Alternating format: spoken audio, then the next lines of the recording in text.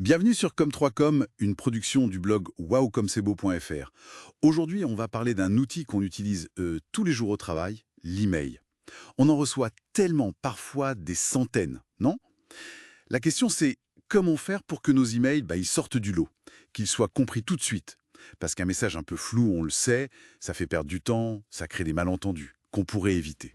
Oui, c'est tout à fait ça. Le volume, bon, c'est une chose, mais ce qui coince souvent, en fait, c'est le manque de clarté. On pense être clair, mais la personne qui reçoit, elle ne voit pas toujours où on veut en venir. L'idée, c'est vraiment de rendre ça fluide, quoi. Facile à lire, facile à comprendre. D'accord. Alors, concrètement, comment on fait? Une des premières choses, c'est d'aller droit au but. Fini les phrases comme «J'espère que vous allez bien». On dit direct «Je vous écris pour le rapport de vendredi», ce genre de choses. Alors, oui et non. L'idée de respecter le temps de l'autre, elle est bonne, évidemment. Aller vite à l'info principale, ça aide. Mais parfois, une toute petite phrase neutre au début, ça peut, disons, adoucir un peu, surtout si on ne connaît pas très bien la personne. Le tout, c'est que l'objectif, le pourquoi de l'email, apparaisse très très vite. Dès la première phrase, si possible. Faut que ça saute aux yeux. Je vois, c'est une nuance intéressante. Et l'objet de l'email, ça paraît logique qu'il doive être précis. Fini les demandes d'infos.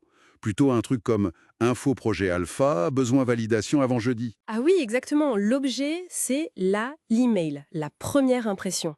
Il doit aider à trier, à prioriser et aussi à retrouver l'email plus tard. Un objet bien précis, genre projet alpha validation demandée avant jeudi 17h, ça donne tout. Le sujet, l'action, le délai. C'est un gain de temps et ça évite de se demander est-ce que c'est urgent, ça perd. D'accord. Et une fois qu'on a ouvert l'email, la façon dont c'est présenté, ça compte aussi, j'imagine. Des paragraphes courts, peut-être des listes à puces. Bah oui, la structure visuelle, c'est super important. Surtout aujourd'hui, on lit vite, sur écran, souvent même sur mobile. Donc, organiser l'info. Pourquoi j'écris, ensuite les infos clés, et puis ce que j'attends. Et si on aère avec des points, des numéros, l'information passe beaucoup mieux. L'exemple de l'email pour Pierre avec les points pour la réunion, c'était très clair, par exemple. Ok. Et le ton juste. Comment on trouve le juste milieu? Ni trop coincé, ni trop familier, on oublie les «je vous parie» d'agréer. Le ton juste, en fait, c'est celui qui colle à la relation qu'on a avec la personne et au contexte. Il n'y a pas une seule bonne réponse. L'important, c'est d'être pro, respectueux, mais de rester soi-même. Un simple cordialement ou bonne journée, souvent ça suffit et c'est plus naturel. Le but, c'est de garder une bonne relation, pas de mettre des barrières avec un langage trop rigide. Ou l'inverse d'ailleurs. La concision aussi, ça revient souvent. J'aime bien l'exemple «réunion de jeudi reportée à lundi». C'est direct, plutôt que «je voulais juste vous informer» que la réunion qu'on avait prévue jeudi a dû être décalée. Exactement. Chaque mot doit servir à quelque chose. Enlever le superflu, ça rend le message plus percutant. Et ça montre qu'on respecte le temps de l'autre. C'est presque une forme de politesse, en fait. Et en fin d'email, si on attend quelque chose, il faut le dire clairement. Mieux vaut «merci de confirmer votre accord avant mercredi» qu'un vague «merci de votre retour». Ah oui, ça c'est clair. Et même si possible, rendre l'action facile. Une demande nette avec une date limite précise. Merci de valider ce point avant mardi soir. Ça évite les doutes, les allers-retours, les relances inutiles.